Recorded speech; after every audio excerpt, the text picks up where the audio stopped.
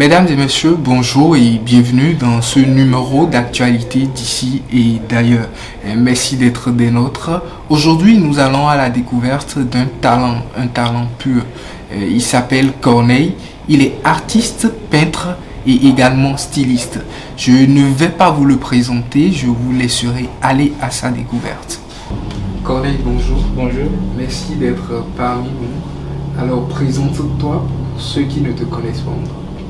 Ici c'est Corneille, artiste peintre, styliste, créateur des articles, modèles et accessoires de mode traditionnelle.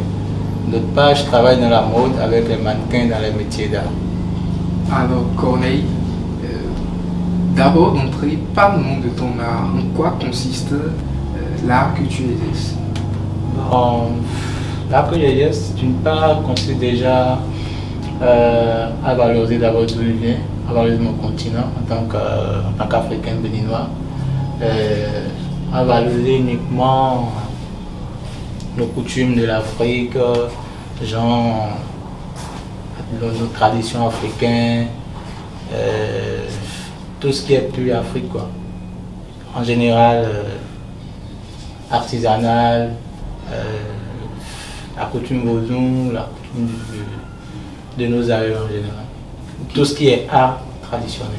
Ok. Plus traditionnel. Tu as parlé d'être peintre, mais cela peut amener à la confusion. Donc peintre, comment tu travailles sur des tableaux, tu travailles sur des maisons, tu travailles comment?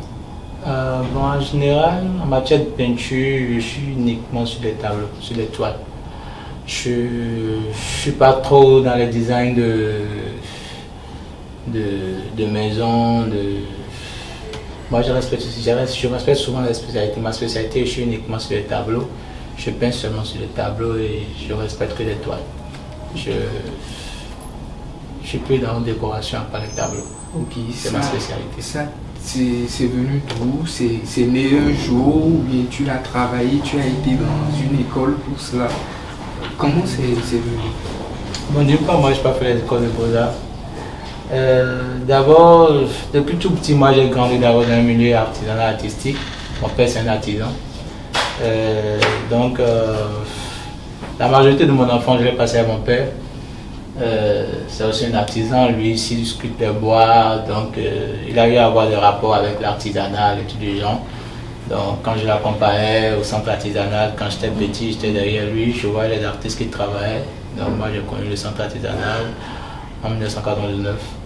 Donc je revenais à la maison, je voyais comment les artistes faisaient la peinture et tous les gens, donc j'ai eu à faire des amis là. Donc de là ça a commencé. Et dans la famille, les enfants de notre père, bon, on a eu déjà un peu le don du dessin. Par exemple mon grand frère, l'aîné, lui il est plus dans les portraits. Lui, il réalise bien les portraits. Tu viens d'une famille un peu d'artistes. Bon, d'artistes un peu, en général, c'est ce qu'on veut dire. Donc, quand j'étais petit, je voyais les dessins que mon grand frère faisait et tout.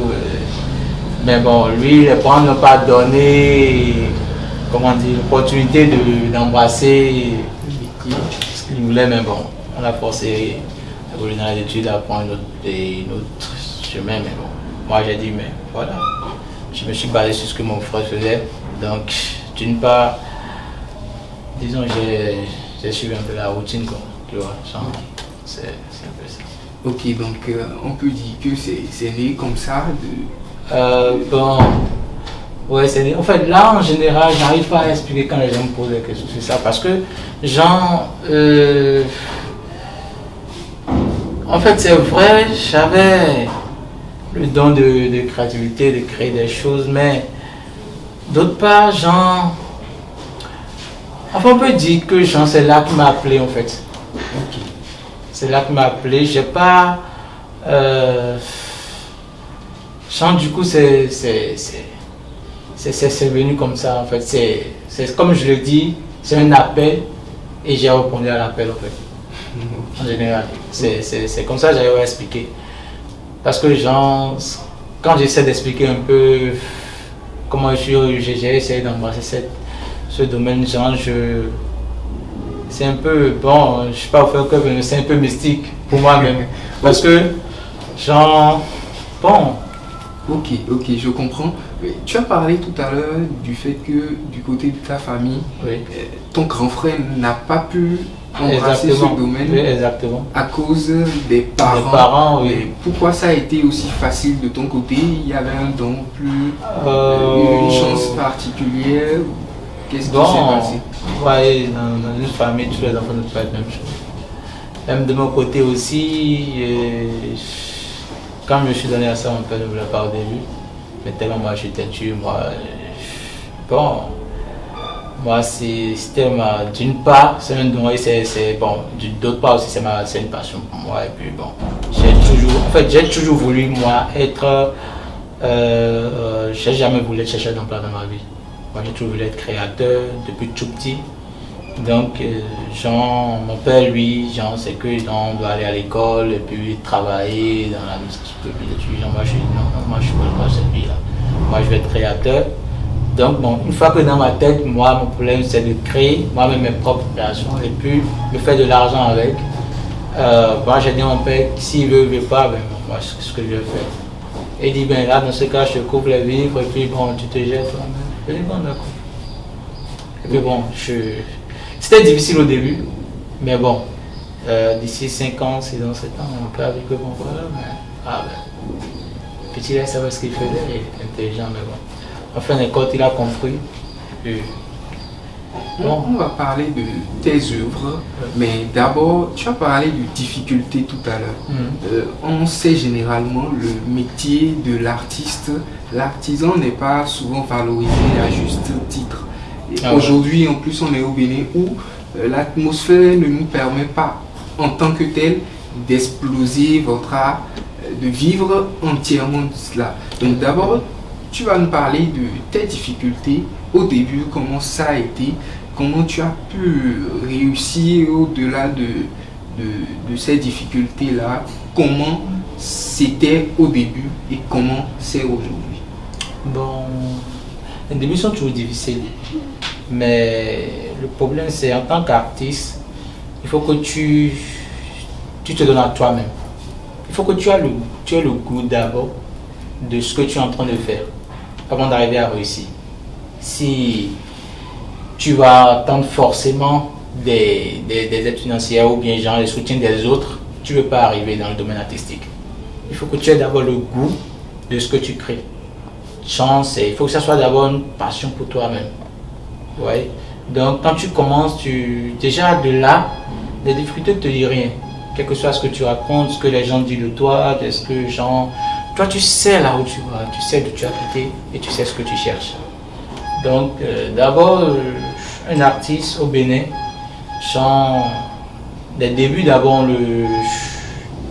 il rencontre beaucoup de difficultés d'abord, il n'a même pas de soutien, il n'a même pas d'aide, parce que bon, actuellement en réalité au Bénin, et la culture n'est pas encore trop au Bénin.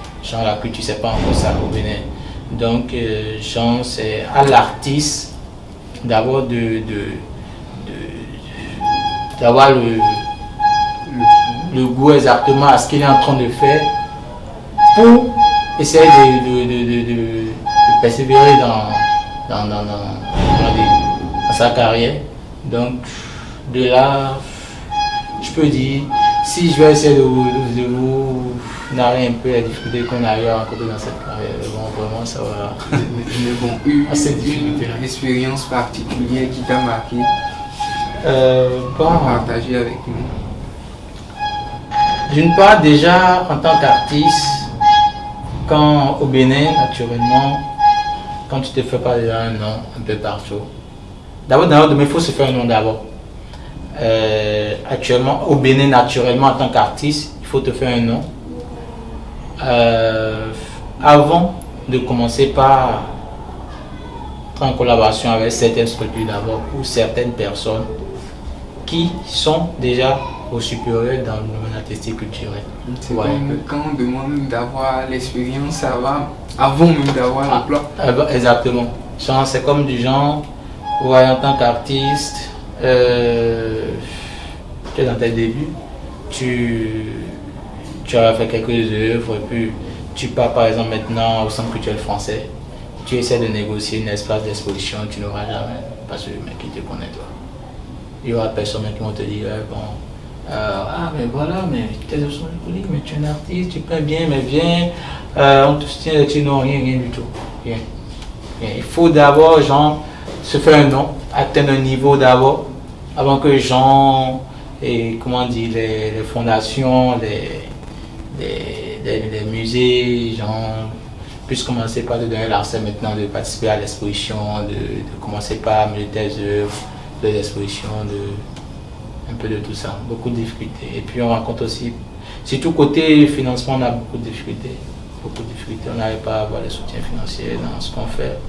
Donc, comme je dis tout à l'heure, il faut vraiment avoir le goût à son art, tu vois, pour arriver à